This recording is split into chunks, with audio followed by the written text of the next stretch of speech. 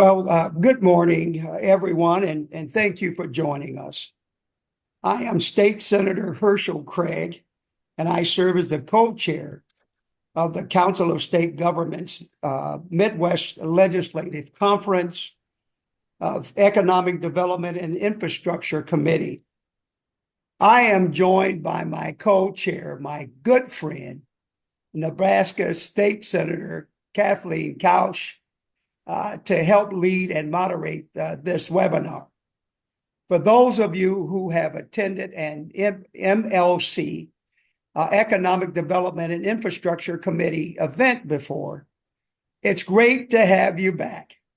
And if it's your first time joining one of our events, we are glad to have you. The Midwestern Legislative Conference is a bipartisan, binational group of state and provincial legislators from across the Midwestern region. The Midwestern Legislative Conference and committees like this one aim to provide learning opportunities for legislators, legislative staff, and any interested others while encouraging interstate dialogue and information sharing in a nonpartisan fashion. Housing-related issues, particularly strategies for states to increase the housing supply, have been primarily focused on our committee. And I look forward to continuing the conversation this morning. Before we start, I'd like to remind everyone that this webinar is being recorded. And both the recording and presenter slides will be available on CSG Midwest website at www.csgmidwestwest.org. We will be waiting to answer questions until after the presentations are completed. But you are welcome to type your questions into the Q&A feature as you think of them. With that, I will hand things over to Senator Couch to get things started. Thank you so much, Senator Craig, and to everyone who's joining us. In recent years, states across the region and beyond have increasingly considered legislation aimed to increase housing production and reduce housing costs. We've tried that a couple times here in Nebraska. As part of this activity, policymakers are revisiting rules around zoning and regulation, regulatory frameworks that historically have fallen to local governments.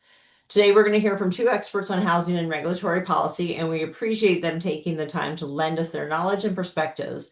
Together, they'll provide an overview of these housing regulatory systems and share their insights into practical policy approaches available to legislatures. Our first speaker this morning is Alex Horowitz, who guides research for Pew's Housing Policy Initiative. His work focuses on how home financing, the housing shortage, and land use regulations affect household well-being. He also researches the way in which restrictive zoning drives up rents and homelessness. Additionally, he has conducted extensive research on consumer finance issues, including how small dollar loans and consumer banking can be made safer and more transparent. Today, Alex will lead us through the current state of housing and policy levers available to reduce regulatory barriers. Alex, the floor is yours. Great. Thank you so much. And thanks to CSG Midwest for hosting. And senators, thank you for chairing this work and kicking us off this morning. So today I'm going to talk to you about some recent developments because we know a whole lot more than we knew just a little while ago about housing markets overall and how those are working. And we're just seeing so much movement in states and from localities in some cases too. So want to talk to you about that this morning because housing affordability is candidly about as bad as it's ever been and much, much worse than the historical norm. So we're seeing half of renters spending more than 30% of income on rent. That's the rule of thumb for when someone is rent burdened and their housing costs start to crowd out other bills. But more concerningly, a quarter of renters are spending more than 50% of income on rent. That's the threshold when we're seeing people at increased risk of being priced out of their communities altogether, increased risk of eviction, displacement, homelessness.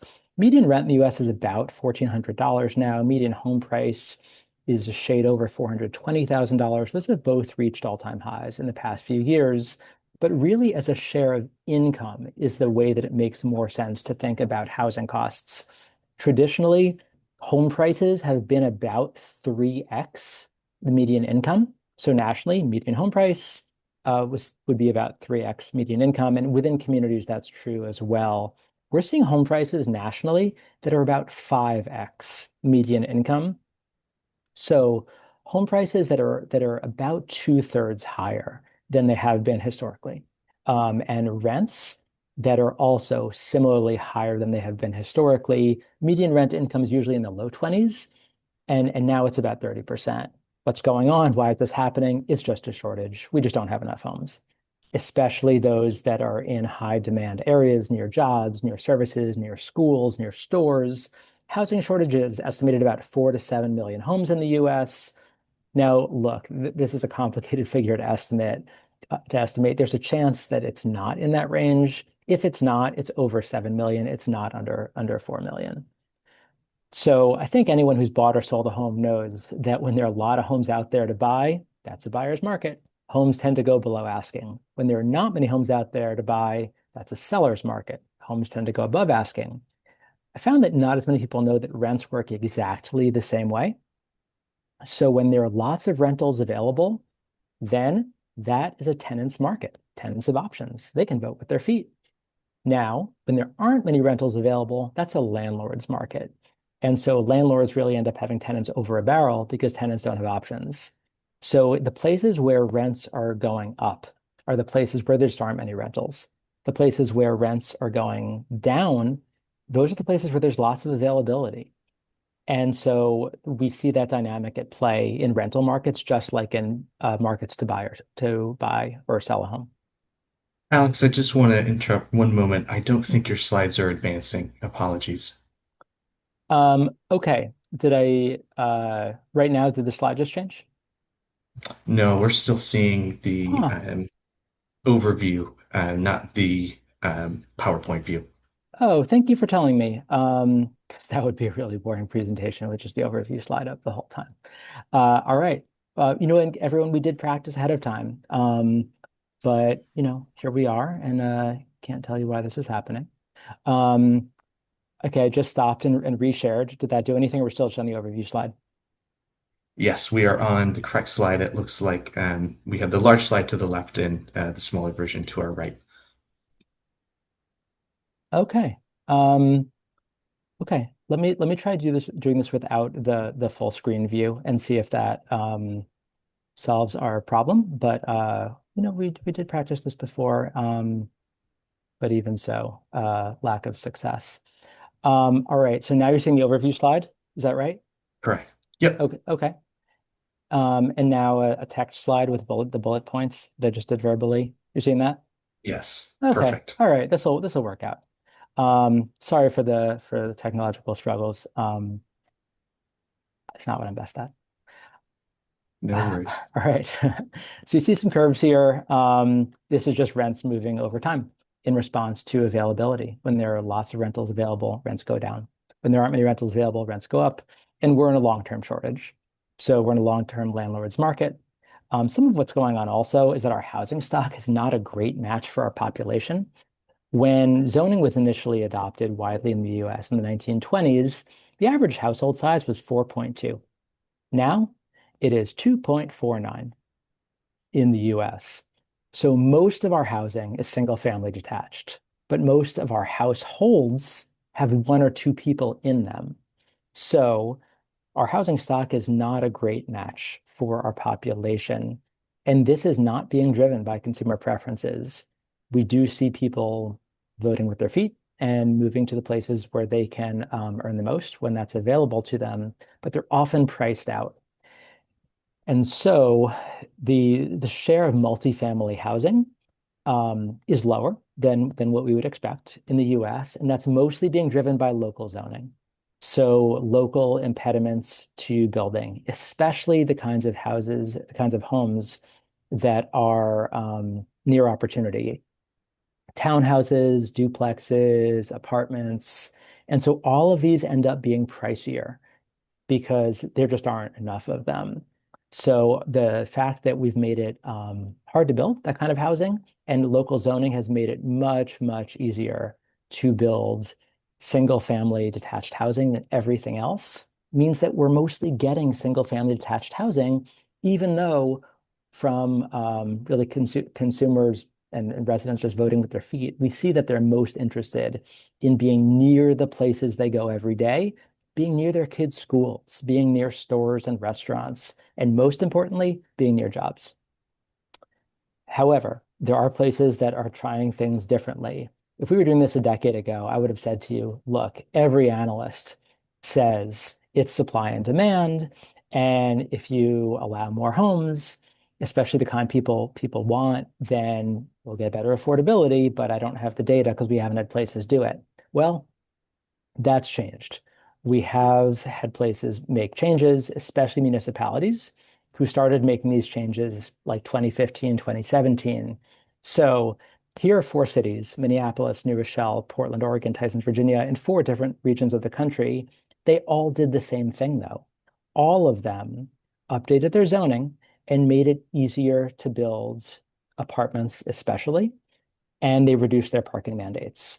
So once they took the handcuffs off and let builders build apartments, then all of them saw apartment production shoot up and housing production overall come in at more than double the overall rate in the US. The US only added 3% to its housing stock during the years we looked at. All of these jurisdictions added housing at more than double that clip.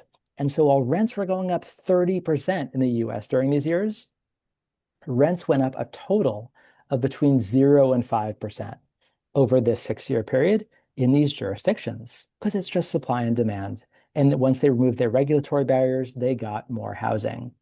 Austin, Texas is another recent poster child for this phenomenon.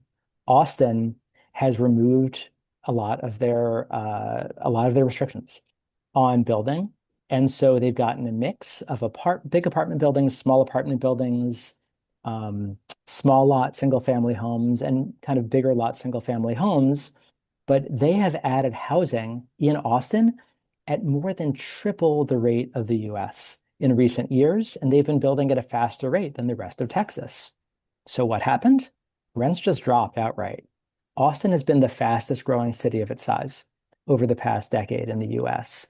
Despite that, they've seen their rents actually go down. Not only did rents go down, affordability really improved. Go back to 2017. To afford the median rent in Austin, a household had to earn 83% of the family area median income. By 2024 in Austin, a household only had to earn 65% of the family area median income. That is a dramatic improvement in affordability in just 7 years. Austin removed its parking mandates and made its zoning much more permissive, sped up its permitting process, and they have gotten a lot of housing production in Austin, and affordability has improved. It's improved to buy a little bit, and it's improved to rent substantially in the city. So, okay, well, what about the converse? Everyone knows that rents have been going up and affordability has been getting worse in the US. But affordability has really hit low-income households the hardest. Affordability issues have been doing the most damage in low-income neighborhoods because shortages are regressive. When there isn't enough of something, then we see high-income households in this case, they tend to trade down into middle-income neighborhoods to find something they can afford. Middle-income households tend to trade down into low-income neighborhoods to find something they can afford. But what about low-income households? Nowhere to go, just nowhere to go. So they end up absorbing really steep rent increases that they can't afford. So During this housing shortage from 2017 to 2024, yeah, rents went up 44% in high-income neighborhoods. That's a lot. But rents went up 62%, 18 percentage points more in low-income neighborhoods because low-income households had nowhere to trade down. Okay, so what if we remove the red tape and let builders build? Totally different story. These are six of the metros that added the most housing in the US in recent years. And you can see what happened in 2023 when we were getting a lot of apartment deliveries because interest rates had been so low, and these jurisdictions made it easier to build. Rents went down in all six of these metro areas: Austin, Dallas, Orlando, Phoenix, Salt Lake City, San Antonio. But what's most interesting to me here is that for Class C apartments, these are older, more naturally affordable units that were built a while ago. They don't have the luxury amenities. That's where the biggest rent decline happened. Why is that? Because the new supply wasn't Class C. It was mostly fancy stuff, Class A. Well, that escalator that used to move down where there wasn't enough housing, people were trading down and they were bunching up at the bottom. But that escalator can move up too. And when there was a lot of housing coming online, people started trading up again into something that better met their needs, where they had another bedroom for their kids, or they could have a shorter commute. And so that took the pressure off the bottom of the market, where low-income households no longer had to compete for their own homes. Now, these are the four biggest cities in the US: Houston, New York, LA, Chicago, the greatest population. This century, only one of them has avoided losing Black residents. It's the one that allows homes. It's Houston. New York City, LA, Chicago have all been adding less than 1% a year to their housing stock. As a result, there just aren't enough homes for everybody. And so they're seeing displacement. In Houston, it's a different story. Houston makes it much easier to build homes. They have land use regulations. They don't have zoning exactly in the city, and they make it much easier to build apartments, townhouses, single family homes. And so they have avoided that displacement, and they've actually added Black residents and added Hispanic residents at a faster rate this century. Homelessness has become a more salient issue in the US. Homelessness hit an all-time high in the most recent data nationally released by HUD. And we see that homelessness really tracks rents very, very closely. When rents go up, homelessness goes up. When rents go down, homelessness goes down. And at the end of the day, most of homelessness is people who have been without a home for less than a year, and they are being pushed out of housing by economic issues, especially rent increases. And so we see that the places that have seen that saw fast rent growth in recent years have seen fast homelessness growth too. And places where rental affordability has improved because incomes are rising faster than rents, homelessness has been dropping. Now, this used to be a purely local conversation, and states really weren't involved. That's not the case anymore. From 2011 to 2016, all states combined in the US only passed one law a year to allow more homes on average. Last year in 2025, states passed more than 100 laws to allow more homes. And because they are doing that, this is just a totally different conversation. We used to recognize that property rights were kind of something fundamental in the US, and people had the ability to build housing on land that they owned. But as localities became more restrictive over time, that resulted in a pretty severe housing shortage. And so now we're seeing states step in and say housing markets are regional, and we know that. And no locality can solve housing affordability on its own. It's great when they step forward and allow more homes and make it easier to build, but states are going to intervene and ensure that we have some basic guardrails on being able to build housing because housing markets are regional. And so we are seeing one reform that is increasingly common is allowing apartments on commercially zoned land, on commercial corridors or near transit. Now, that has been really the most effective local reform. All of those localities that I showed you before have done some version of that. So now we're seeing states do it too. Florida has passed a very strong law to that effect. Texas did so last year and passed a very strong law to that effect. Washington passed a strong law this year to that effect. So we are seeing states pick this up and make housing, including apartments, a by right use, where you are allowed to build apartments on commercially zoned land. This is not single family blocks, but if you can build a 5-story office building, then you can build a 5-story apartment building. If you can have a pharmacy or a grocery store, you can have some apartments on top of it. We're also seeing 22 states pass bills to allow accessory dwelling units. So this is a basement or a backyard apartment. And here are a few examples of them, but this is the single most commonly adopted reform in the US to allow single family properties to have an accessory dwelling unit, basement, backyard, garage, apartment on that. That is a way to add a small home and also benefits the single family property owner by bringing in some rent, or maybe they have a relative or someone they know already live there. And a lot of municipalities are doing this as well, but certainly not all. And municipalities have kind of pioneered this reform before states picked it up, but we're seeing it happen at the state level because it's not spreading on its own without states ensuring this kind of housing is allowed. We're also seeing other sorts of reforms. So allowing third-party reviews and inspections, that's a permitting reform, because municipal inspections sometimes can take weeks. So allowing a builder to contract with a licensed third party to conduct an inspection and then submit it to the municipality, limiting environmental reviews and lawsuits, simplifying permitting processes, and just shortening timelines to build by making more steps typically administrative rather than discretionary, and kind of curbing lawsuits and unrepresentative opposition, where a small minority of residents can block a rezoning or block new housing. We're seeing other types of creative solutions also. So you can tell I'm tail end Gen X, sitcom fan. The household on the left has 9 people in it, but the Brady Bunch, they'd be allowed to live together anywhere because they are considered one household, a family, plus a domestic servant, Alice in the middle.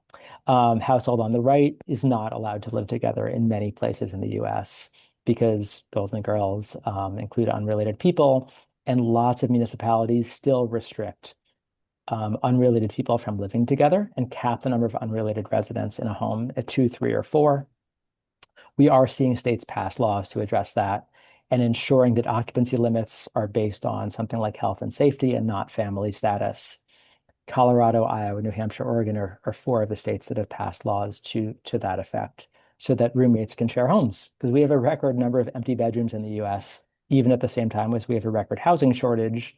But a lot of those single family homes with 3 or 4 bedrooms only have 1 or 2 residents, and they're not allowed to have more because of local occupancy restrictions on roommates. We're seeing pre-approved plans being used. These are from South Bend, Indiana, to allow builders to just use a plan from a catalog and pay a nominal fee, or just use a plan at no cost. And that speeds up permitting by weeks and sometimes months because they don't have to go through the design review process or pay a third party to draw the plan. They can use one from a municipality. And actually, we're seeing this most commonly happen in the middle of the country. So Jackson, Michigan is a place that's had success with this. Kalamazoo, Michigan has had another. And these are from South Bend, Indiana, which has had success with this approach. Houston also was the first large city that adopted minimum lot size reform. They reduced their minimum lot size from 5,000 square feet to 1,400 square feet so that people aren't required to buy more land than they want or can afford. Homes on small lots cost a lot less. Kansas took strong action this session to allow homes on smaller lots. That's a way to get more homes, and it's a way to make more efficient use of municipal infrastructure. And most importantly, it's a way to improve housing affordability.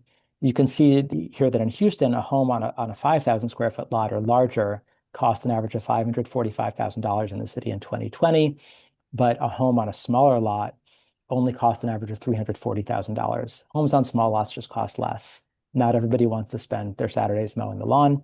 If you do, go for it. But that's not for everybody, and people shouldn't be required to buy more land than they want or can afford.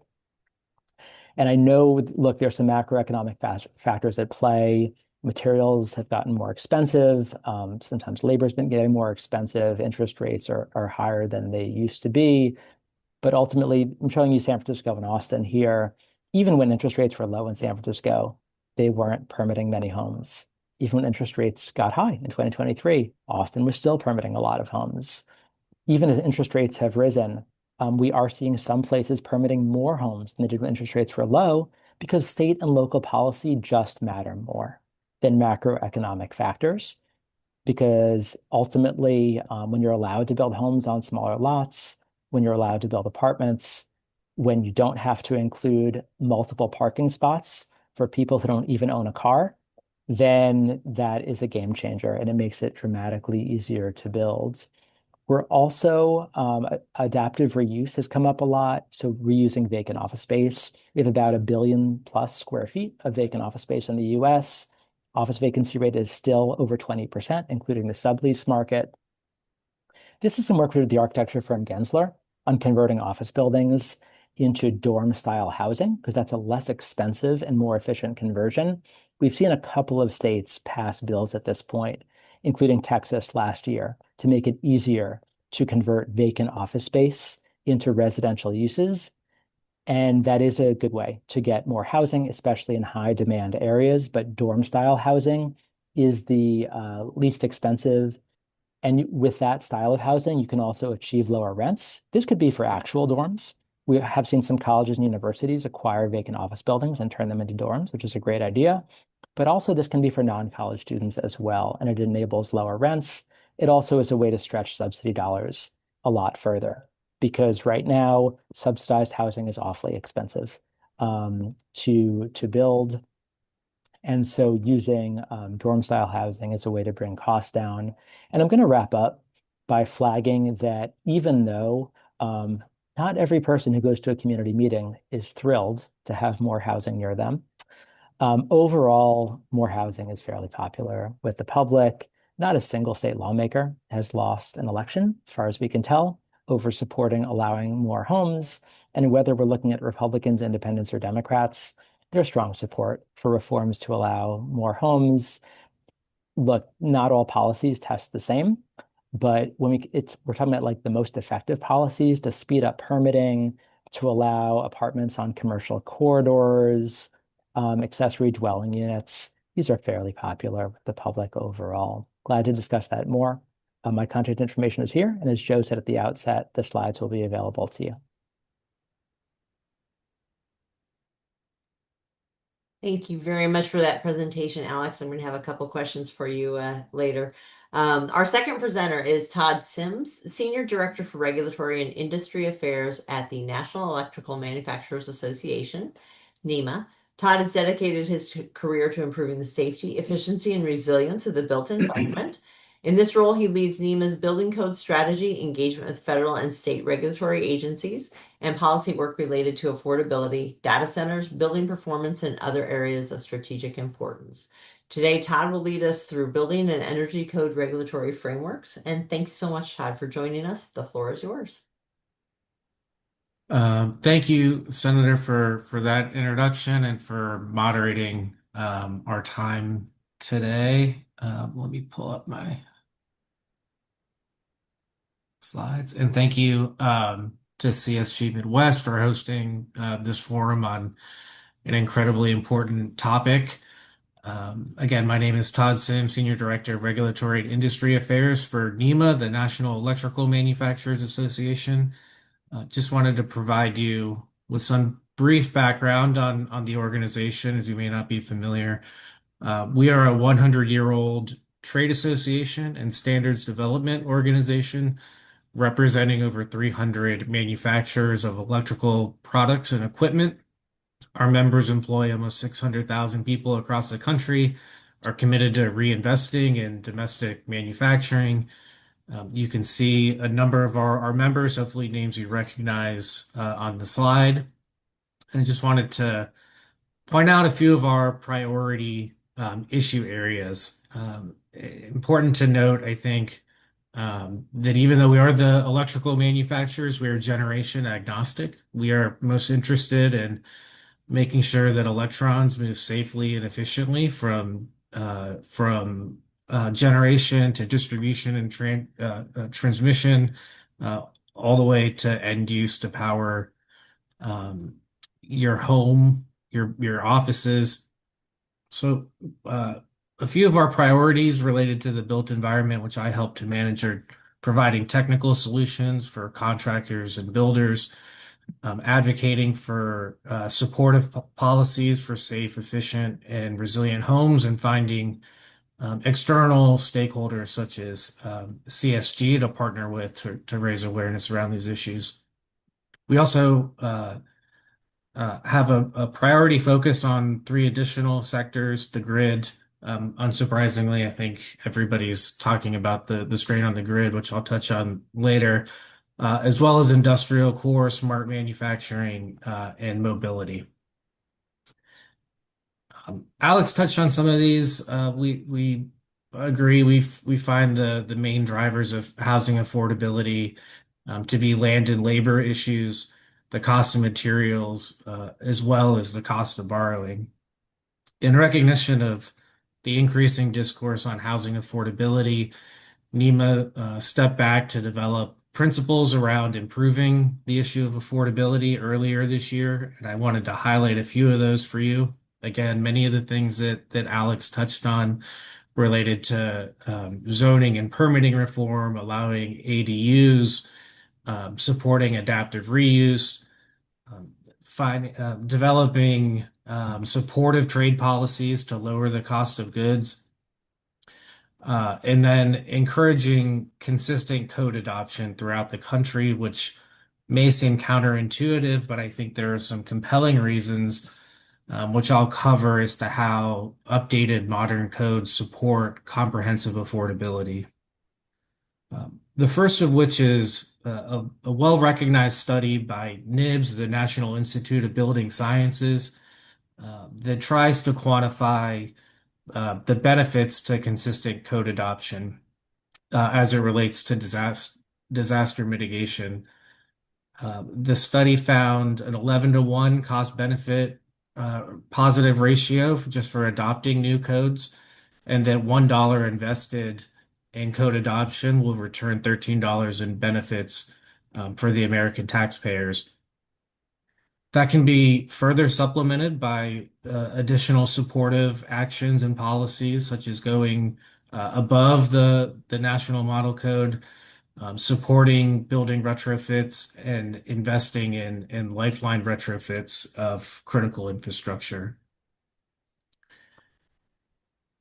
But consistent code adoption has further benefits beyond just mitigation. Homes built to more modern codes are often eligible for lower insurance rates. They often cost less to operate, lower maintenance and energy costs. And I want to touch on the energy cost piece in particular at the end of my presentation. And then improved resilience. Homes built to more modern codes often have better passive survivability, whether that's with respect to the envelope and keeping the home cool when it's hot, or hot when it's cool outside, and when homes are disconnected from the grid through innovative technologies like battery energy storage systems. Wanted to provide a quick snapshot of the state of energy code adoption throughout the country, obviously zooming in on the Midwest. You can see some disparities as to what version of the codes states are on throughout the country. That's similar for the National Electrical Code, which we also spend a great deal of time on. Obviously, want to make sure that the people are safe from electrical hazards in their homes. And while it's important to respect state and local autonomy with respect to code adoption, there are some benefits from having regionally consistent codes in place. The first is building practices and lowering the cost of building a home. Consistent code adoption means consistent building practices, so less that builders need to learn or change, along with material availability, making it easier for distributors to ensure that they have the type of materials that are necessary on hand, lowering the time and cost of construction. Earlier this year, NEMA updated its grid reliability study, which included projections for electricity demand. And we found that over the next 25 years, demand is expected to grow by no less than 55%, which is quite staggering, obviously driven by data center proliferation. But importantly, the study recognized the need to adopt more innovative technologies as well as adopt policies to lower the strain on the grid and improve grid reliability and resilience. Innovative technologies are recognized as codes are updated, so that the technologies I mentioned, like battery energy storage and other efficiency measures, are recognized for safe installation. Energy codes also have significant downward pressure on energy demand, which is important as data centers are increasingly taking up more load. Just a closer look at our specific demand projections throughout 2050, recognizing regional complexity and differences. But important to note that energy codes help reduce the demand of base load to provide more flexibility. And then finally, I just wanted to flag one study for you all. This was a study done by the Institute of Market Transformation back in 2013. Could probably stand to be updated, but in that study, they looked at energy efficient homes compared to inefficient homes, and that energy efficient homes were 32% less likely to default on their mortgages, really highlighting the fact that energy savings were going back to keeping people secure long-term in their homes. Happy to take any questions as we enter into our discussion. But of course, my contact information is available for anybody that would like to follow up. Thank you very much for your presentation, Todd. So before we move into the Q&A portion, I'm going to turn things over to Joe DeOlio from CSG Midwest to talk through some of the recent state policy actions here in the region regarding housing. Joe? Wonderful. Thank you. Thanks to both of our speakers, our moderators, and of course, everybody who joined us this morning. My name is Joe DeLolio. I'm a policy analyst, and I work as a liaison to the Economic Development and Infrastructure Committee here at CSG Midwest. And before jumping into our Q&A, I just wanted to cover some of the actions that we've seen the Midwest region take in recent years to address housing. As Alex mentioned, this is an area that states have been increasingly active in, and definitely that includes the zoning and permitting landscape, as well as financial incentives and programs to increase housing as well. So starting off, we'll take a look at an interesting way that states have been moving into the space, and in some areas preempting local laws. This is around ADUs. Iowa is actually the first state in the Midwest to allow ADUs statewide. This was through SF 592 in 2025.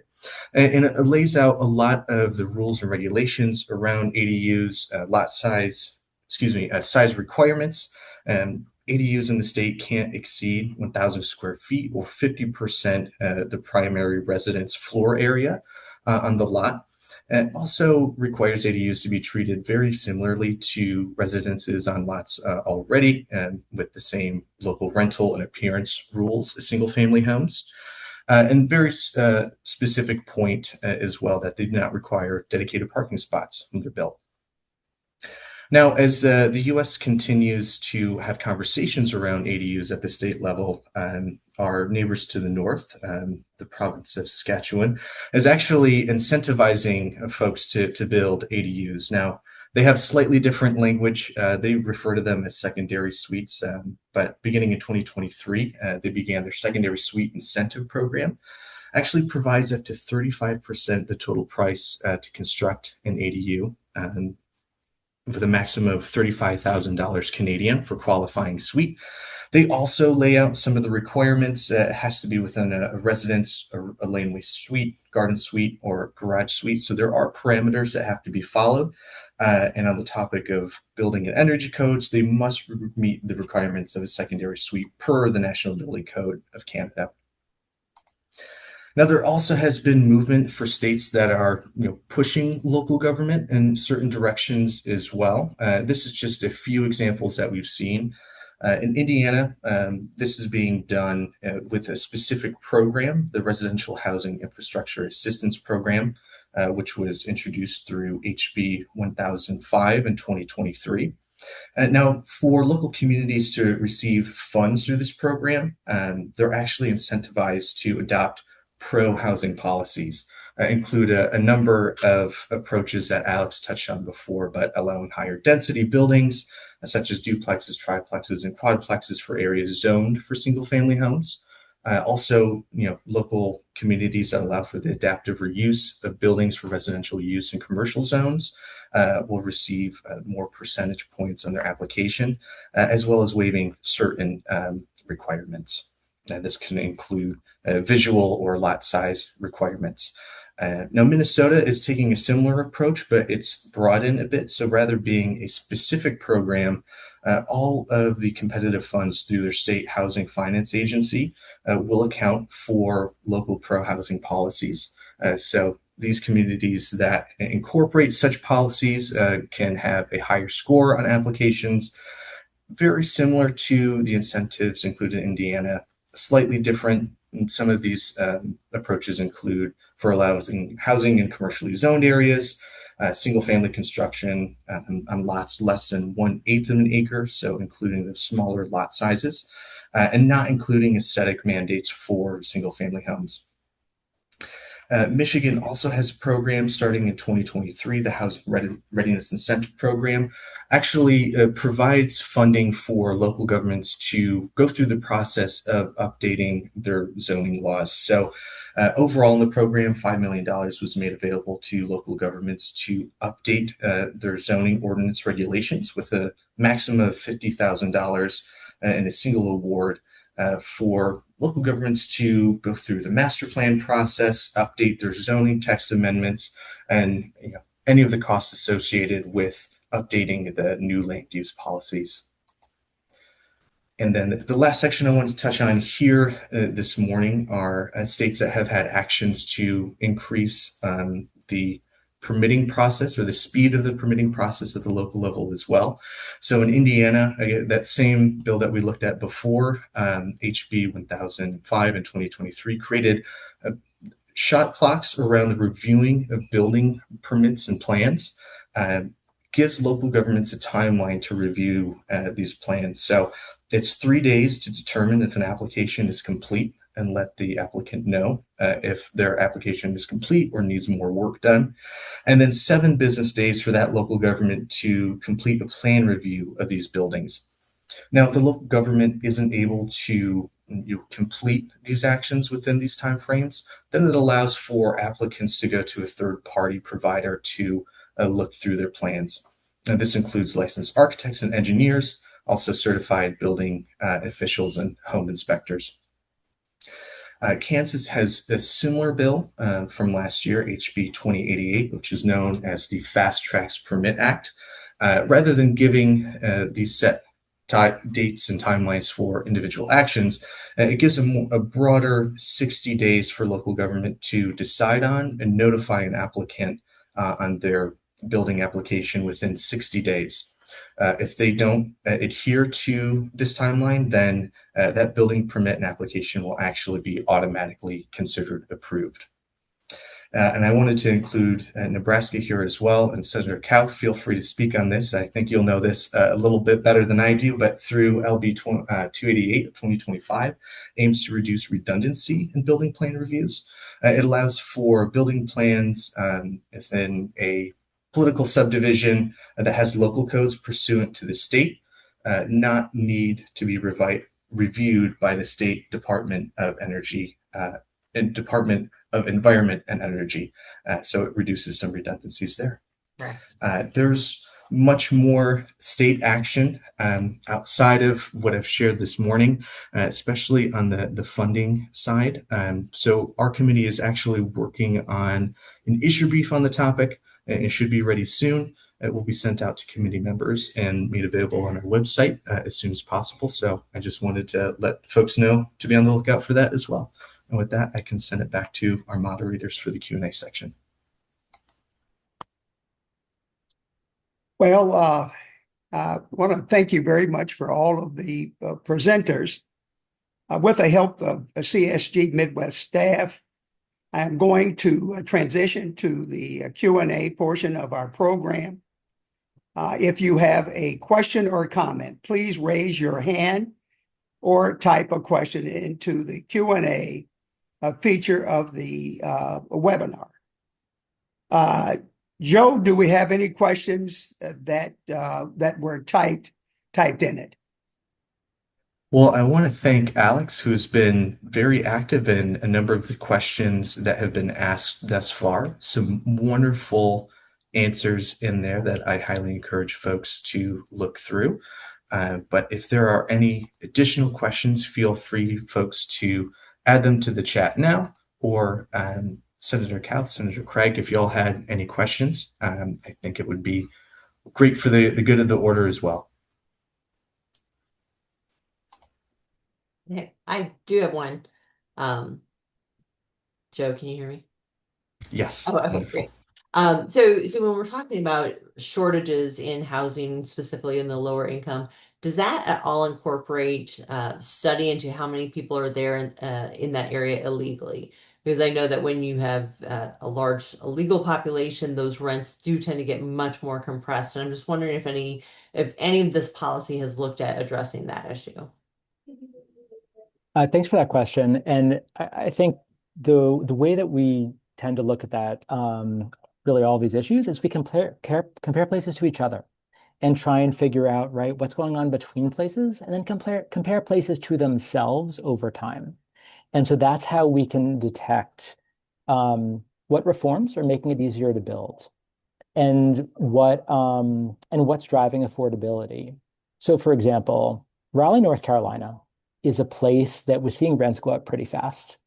And then Raleigh eliminated its parking mandates in the spring of 2022 and enacted one suite of land use reforms in 2021 and another in 2022. They allowed homes on smaller lots. They made it easier to build townhouses and starter homes and to build apartments as well. And so we saw housing production shoot up 60% in the city after those reforms. And we have seen inflation-adjusted rents drop about 15% in Raleigh once that new supply came online, right? Because again, right, this is supply and demand. Overall, immigration differences don't seem to be a major factor.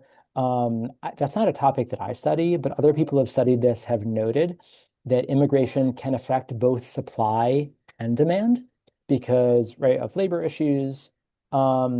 But in terms of looking at which places have seen big, changes in affordability where things are getting better or getting worse, what we see that tracks is really regulatory barriers, especially around land use, permitting, and building code, more than any of the kind of macro factors, right?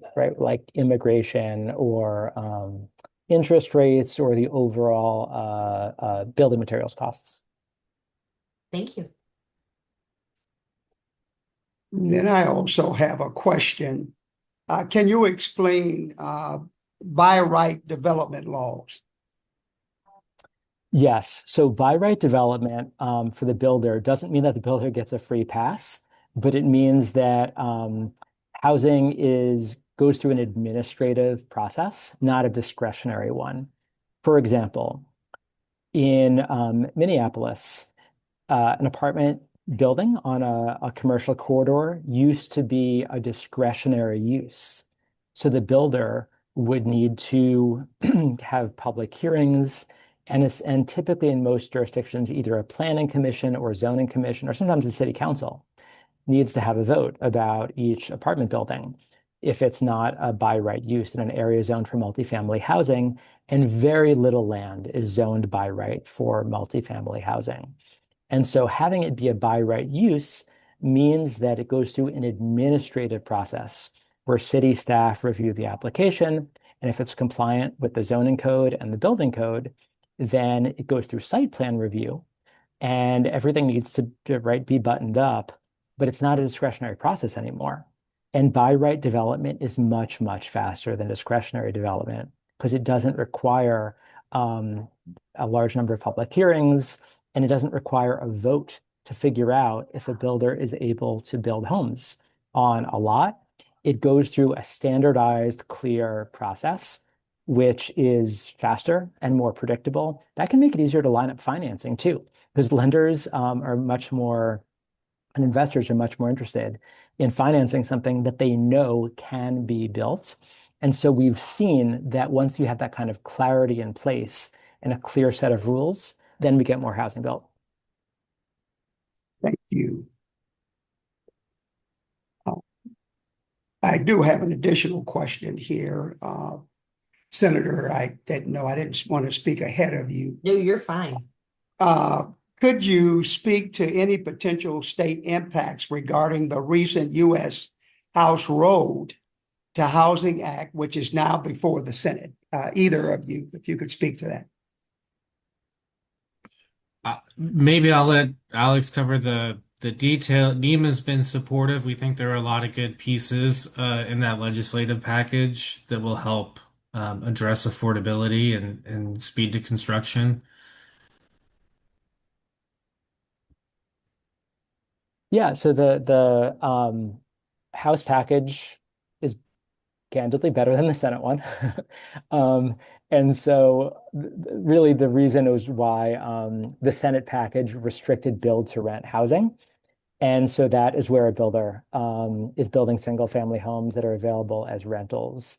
And in recent years, that's been in the neighborhood the last couple of years of like 7 to 10% of single family starts. And the Senate package restricted that kind of housing and made it very hard to build. The House package does not.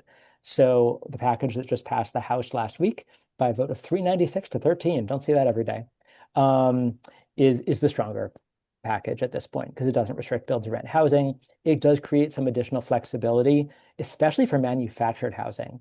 Manufactured housing is vastly underutilized. The quality's gotten good, it's energy efficient, and it has a much lower cost per square foot because it gets to use a federal building code.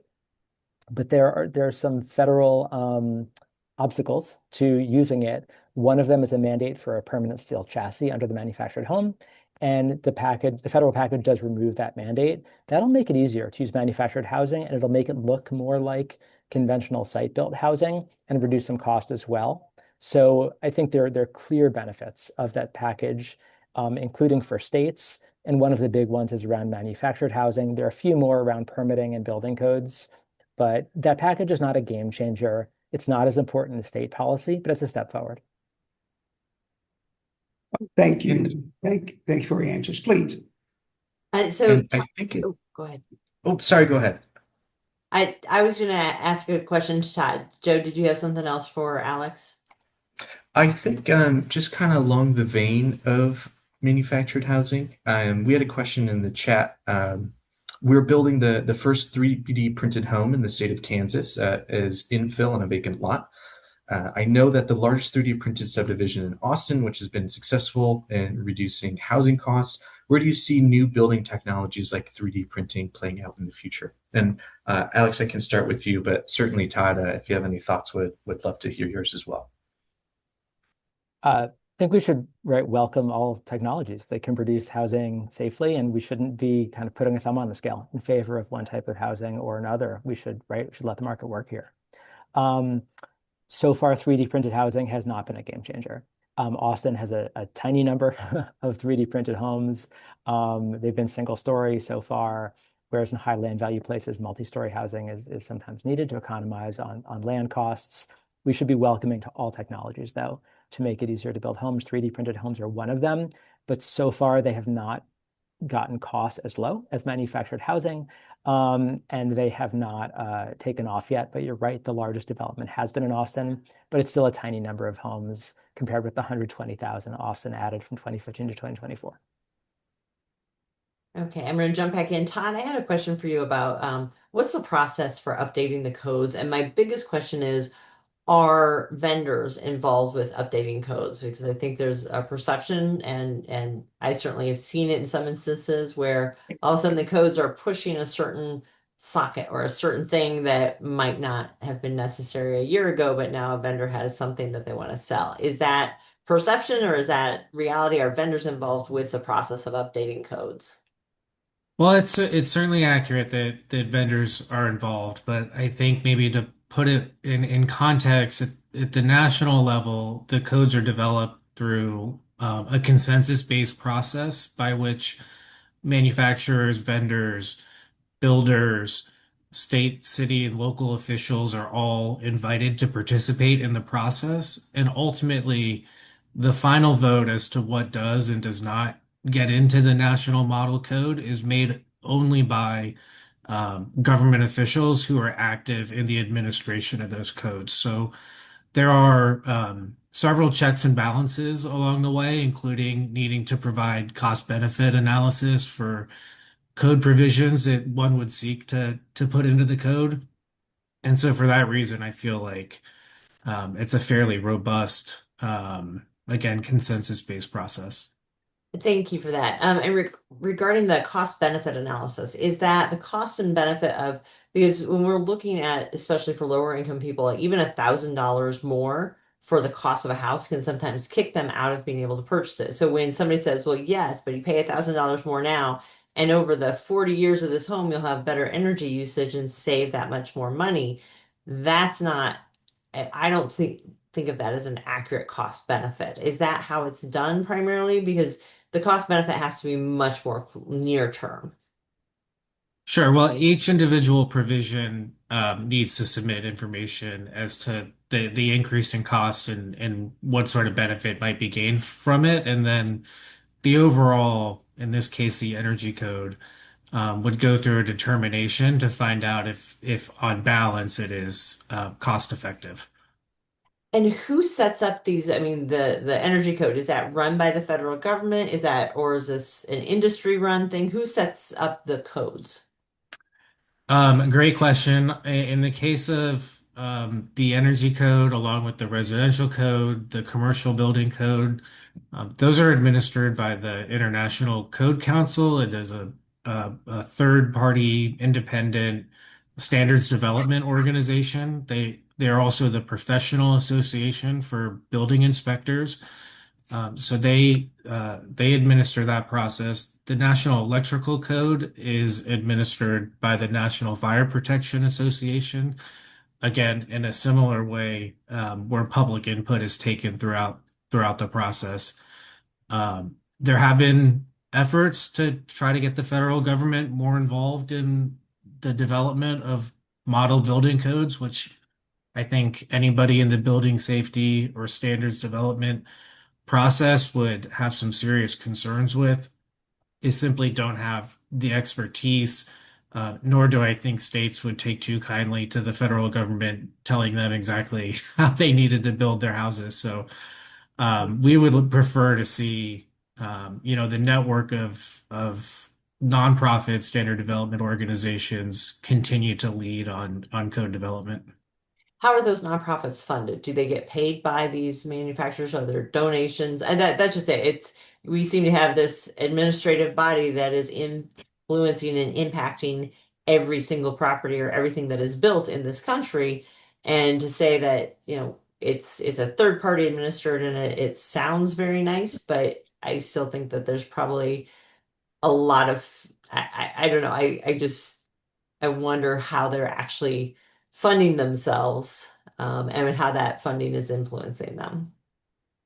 Sure, I obviously want to defer specific questions to those organizations, but I can say I think that Yeah. primarily they fund the process through membership of their members. Again, their members are building officials that are involved in the administration of the code, as well as the sale of the intellectual property to cities and states that enforce them. And does NEMA get donations, or you guys are nonprofits, so do you get donations from vendors? As a membership organization, our members pay to be a part of NEMA, um, very similar to other trade associations.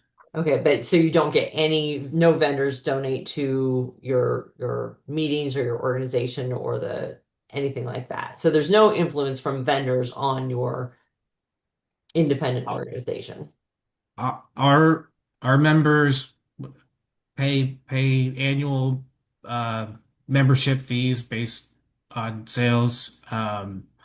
We also have, if we are developing a product standard in a manner that's a national standard, outside participants are invited, irrespective of whether or not they're a member of NEMA.